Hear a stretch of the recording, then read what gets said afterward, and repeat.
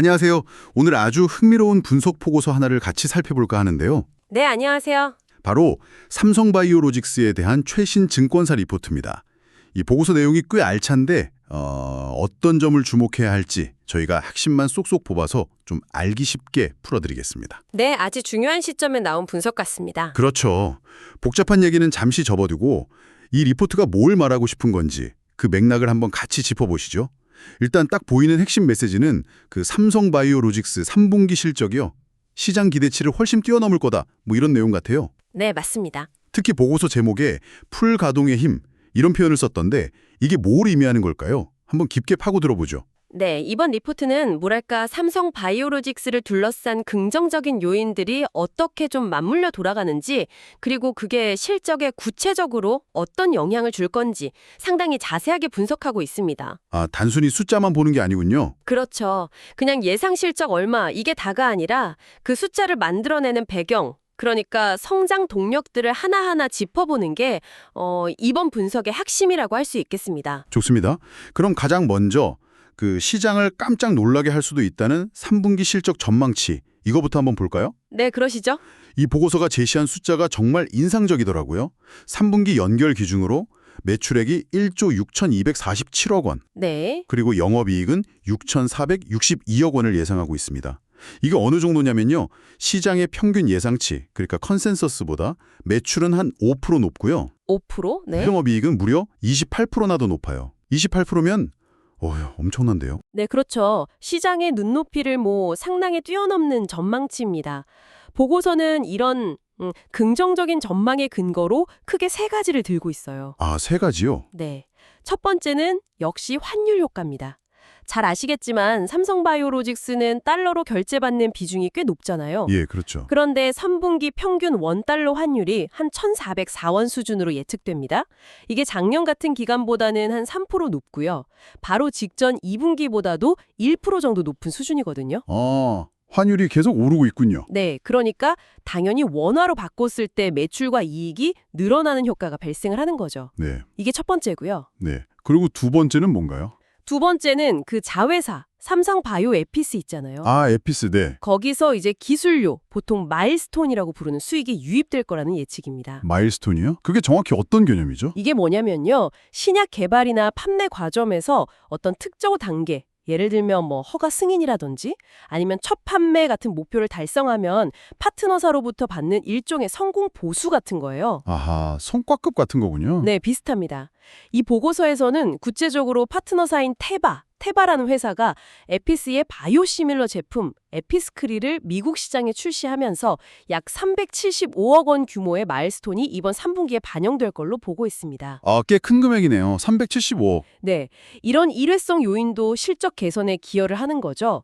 그리고 세 번째, 아마 이게 이 보고서가 제일 강조하는 부분일 텐데요. 네. 바로 사공장의 풀 가동에 따른 그 레버리지 효과입니다. 아, 그 풀 가동의 힘이 이거군요. 레버리지 효과? 네, 맞습니다. 사공장이 이제 본격적으로 가동되면서 생산량이 확 늘어나잖아요. 네. 근데 공장을 돌리는 데 들어가는 고정비, 예를 들어 감가상각비나 인건비 같은 비용은 생산량이 느는 것만큼 비례해서 늘어나진 않거든요. 아, 그렇겠네요. 비유하자면 식당 주방을 최대로 꽉 채워서 돌리면 추가 손님을 받을 때마다 재료비 외에는 큰 비용 증가 없이 매출이 늘어나는 거랑 좀 비슷하다고 할까요? 생산 효율성이 극대화되는 거죠. 아하, 이해가 확 되네요. 그리고 공장을 최대한 돌릴수록 단위당 생산 비용은 떨어지고 이익은 더 많이 남는 구조다. 이런 말씀이시군요. 정확합니다. 그래서 풀 가동의 힘이라고 표현한 거고요. 보고서는 그래서 삼성바이오로직스 본체, 그러니까 별도 기준으로도 영업이익률이 지난 2분기랑 비슷한 아주 높은 수준, 약 47%에 달할 것으로 보고 있어요. 47%요? 영업이익률이? 와, 정말 높은데요? 네, 이게 얼마나 대단한 수치냐면요. 보통 글로벌 대형 CMO 기업들도 한 20%에서 30%대 영업이익률을 기록하는 경우가 많은데 47%는 정말 뭐랄까 업계 최고 수준의 수익성이라고 봐야죠. 이야, 물론 여기에는 고부가 가치 제품 비중이라든지 다른 요인들도 있겠지만 사공장 풀가동 효과가 아주 결정적인 역할을 하고 있다. 이런 분석인 겁니다. 네, 47%. 정말 놀랍습니다. 그 구체적인 사업 부문별 예상치를 좀 보면 그 힘이 더 잘 느껴지는 것 같아요. 네, 그렇죠. 삼성바이오로직스 별도 기준으로 보면 매출은 1조 2,056억 원, 이게 전년 동기 대비 13% 증가한 거고요. 네, 13%. 영업이익은 5,670억 원인데 이건 무려 28%나 늘어날 걸로 보고서는 예상하고 있더라고요. 네, 이익 증가폭이 훨씬 크죠. 그리고 자회사인 삼성바이오에피스도 만만치 않아요.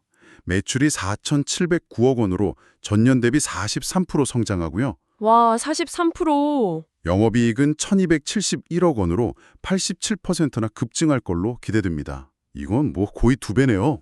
네, 에피스의 성장세도 정말 무섭습니다.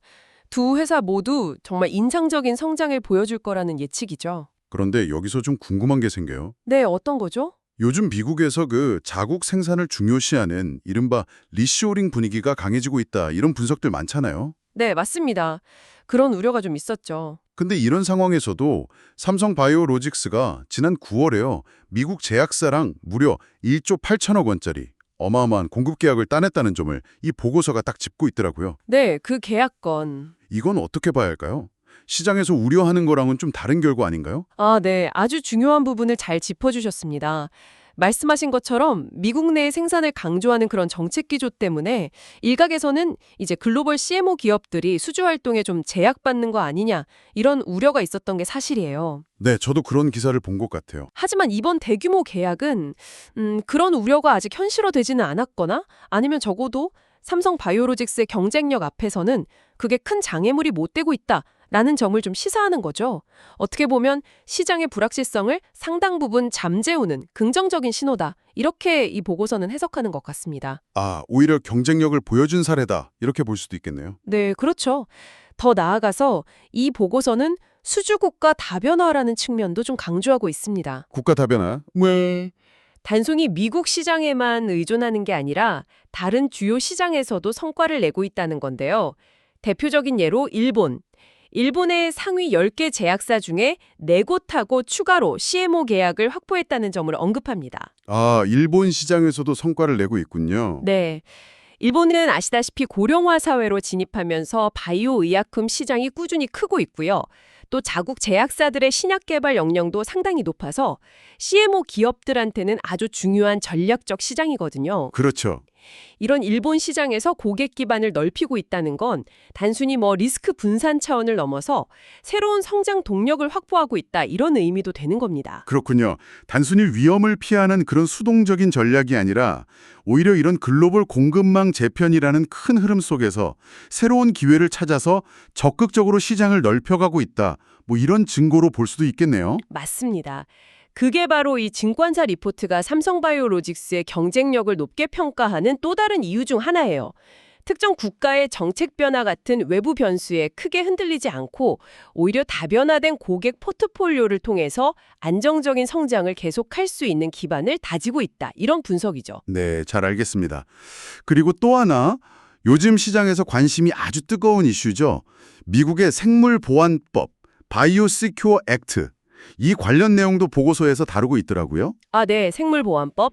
이 법안 관련 조항이 포함된 국방수권법, NDAA, 그러니까 매년 통과되는 미국의 국방 예산 및 정책 관련 종합법안 있잖아요. 네. 여기에 이 생물 보안 관련 내용이 포함돼서 의회를 통과했고 이제 대통령 서명만 남겨두고 있다, 이런 소식인데요.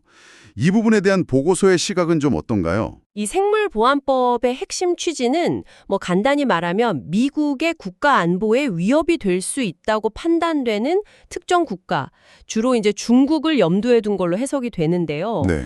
이들 국가의 특정 바이오 기업들하고 미국 정부 기관이나 미국 기업들이 거래하는 것을 제한하거나 심지어 금지할 수도 있도록 하는 겁니다. 아, 거래 제한이군요. 네. 그래서 이 보고서 분석에 따르면 만약에 이 법안이 실제로 발효되고 그 결과로 삼성바이오로직스의 주요 경쟁사들 중 일부, 특히 그 중국의 CMO 기업들이 미국 시장에서의 활동에 제약을 받게 된다면 네. 그럼 그 빈자리를 삼성바이오로직스가 메우면서 일종의 반사적인 이익을 얻을 수 있다. 이런 기대를 하고 있는 거죠. 경쟁 환경 변화에 따른 수혜 가능성을 점치는 겁니다. 아, 경쟁사가 제약을 받으면 삼성바이오로직스에게는 기회가 될 수 있다. 그렇죠.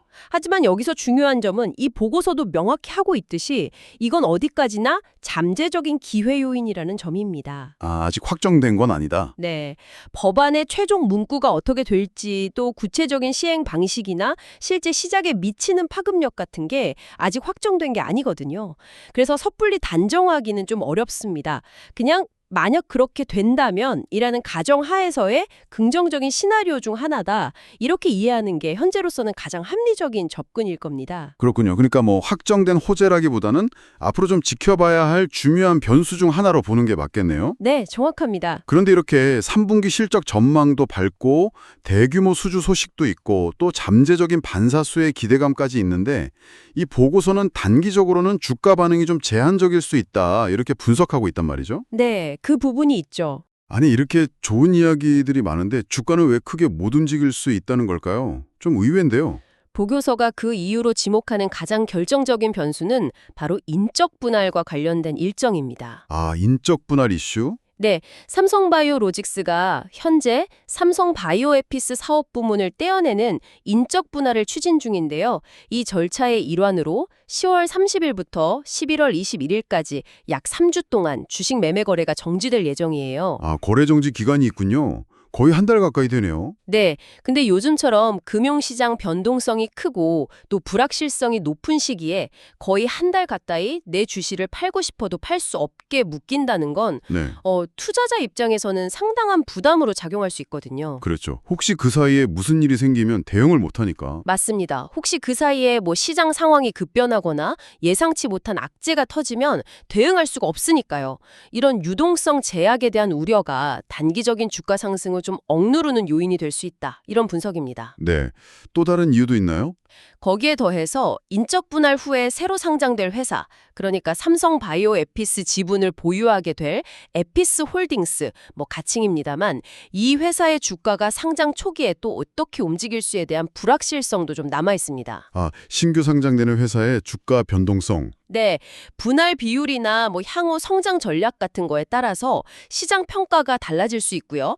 이 과정에서 기존 삼성바이오로직스 주가에도 좀 변동성이 나타날 수 있다. 이런 우려가 있는 거죠. 그러니까 펀더멘털, 뭐 회사의 본질적인 가치는 분명 좋아지고 있는데 인적 분할이라는 단기적인 이벤트하고 그로 인한 거래 정지, 그리고 분할 이후의 불확실성, 이런 기술적인 요인들이 발목을 잡을 수 있다. 뭐 이런 얘기군요. 정확합니다.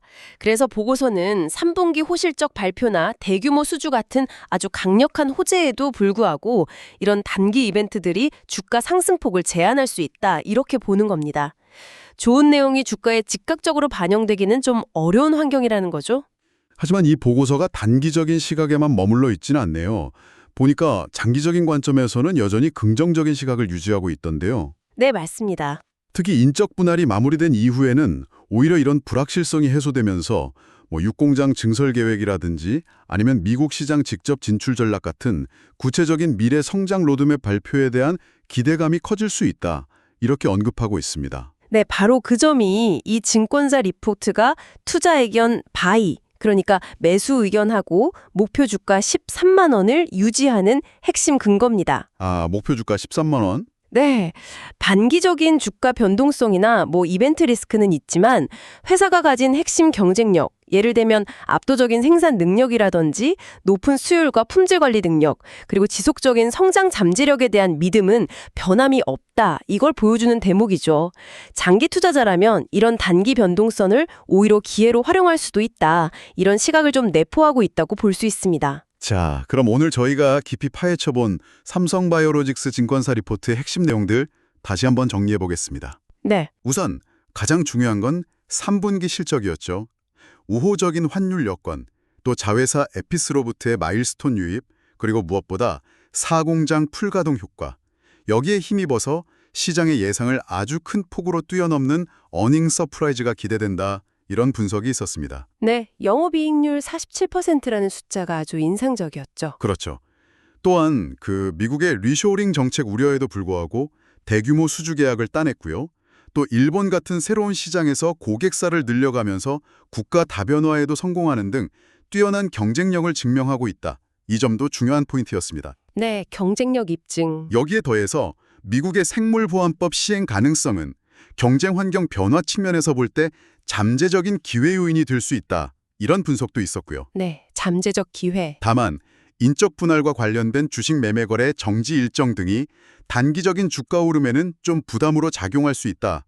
이 점은 유의해야 할 부분으로 지적됐습니다. 네, 종합적으로 보자면 이 증권사 리포트는 삼성 바이오로직스라는 기업이 어떻게 그 급변하는 외부 환경, 예를 들어 정책 변화나 글로벌 공급망 재편 같은 흐름에 기민하게 대응하면서 동시에 사공장 풀 가동이라는 내부 역량을 극대화해서 지속적인 성장을 추구하고 있는지를 잘 보여주는 분석이라고 생각합니다. 네, 특히 이렇게 탄탄한 펀더멘탈하고 성장 스토리를 가지고 있는데도 불구하고 인적 분할이라는 단기적인 이벤트 리스크가 주가에 영향을 미치는 그 복잡한 역학관계를 좀 살펴볼 수 있다는 점이 흥미로웠습니다.